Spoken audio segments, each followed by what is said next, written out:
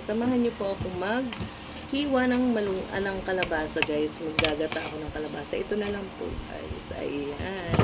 Na ko na po kasi may bisita po ako. Ayan, guys. Hiwain natin. Kasi ito po ang ulam namin ngayon. Sasahugan ko po ng bilis. Gata. Ayan, guys. Kasi na po yung puro karne, isda, gulay naman.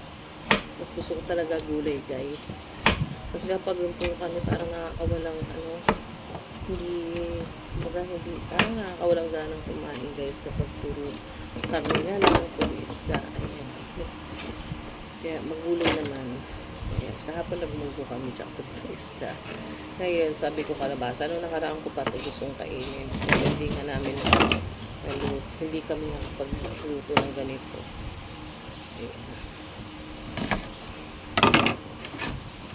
Nagtataan ko to. Konti lang to, guys, kasi hindi naman mauupos eh. Yung mga bata, konti lang mamimilit. Ay, yung kalabasa ng pipiliin, guys.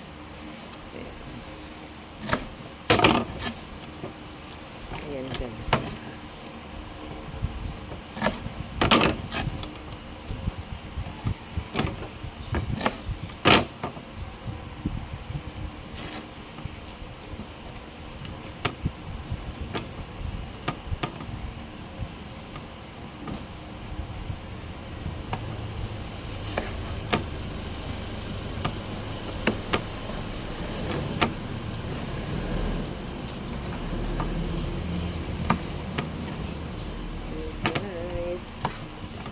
Gata tayo na.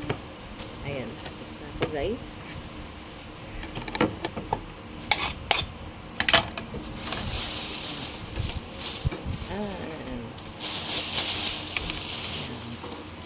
Thank you for watching, guys. And sana patuloy niyo pong suportahan ang aking mga video, guys.